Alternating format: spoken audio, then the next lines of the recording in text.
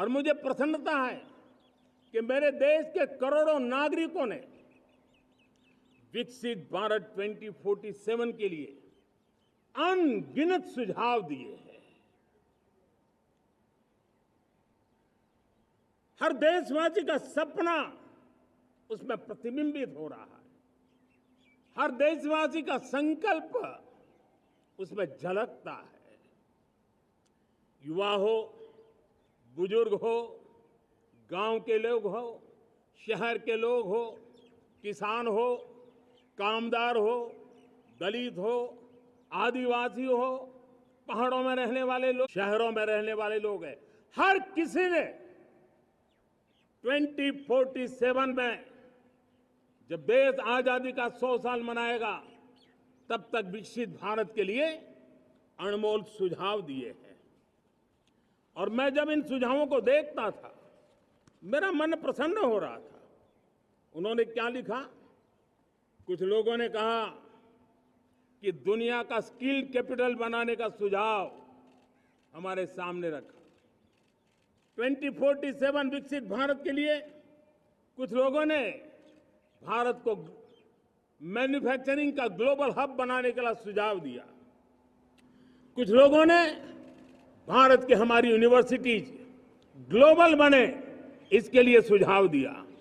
कुछ लोगों ने यह भी कहा कि क्या आजादी के इतने सालों के बाद हमारा मीडिया ग्लोबल नहीं होना चाहिए। कुछ लोगों ने यह भी कहा कि हमारा स्किल्ड युवा विश्व की पहली पसंद बनना चाहिए। कुछ लोगों ने सुझाव दिया भारत को जल्द से जल्द जीवन के हर क्षेत्र में आत्मनिर्भर बनना चाहिए। कई लोगों ने सुझाव दिया कि हमारे किसान जो मोटा अनाज पैदा करते हैं, जिसको हम श्री अन्न कहते हैं, उस सुपर फूड को दुनिया के हर डाइनिंग टेबल पर पहुंचाना है। हमें विश्व के पोषण को भी बल देना है और भारत के छोटे किसानों को भी मजबूती देनी है।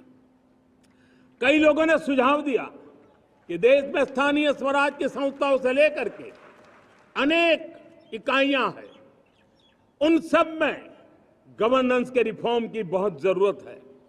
कई लोगों ने लिखा कि न्याय के अंदर जो विलंब हो रहा है उसके प्रति चिंता जाहिर की और ये भी कहा कि हमारे देश में न्याय व्यवस्था में रिफॉर्म की बहुत बड़ी जरूरत है। कई लोगों ने लिखा कि कई ग्रीनफील्ड सिटीज बनाने की अब समय की मांग है। किसी ने बढ़ती हुई प्राकृतिक आपदाओं के बीच शासन प्रशासन में कैपेसिटी बिल्डिंग के लिए एक अभियान चलाने का सुझाव दिया। बहुत सारे लोगों ने यह सपना भी देखा है कि अंतरिक्ष में भारत का स्पेस स्टेशन जल्द से जल्द बनना चाहिए। किसी ने कहा भारत की जो पारंपरिक ट्रेडिशनल मेडिसिन है, हमारी औषधि है, दुनिया जब आज होलिस्टिक हेल्थ केयर की तरफ जा रही है तब हमें भारत की पारंपरिक औषधियां और वेलनेस हब के रूप में भारत को विकसित करना चाहिए।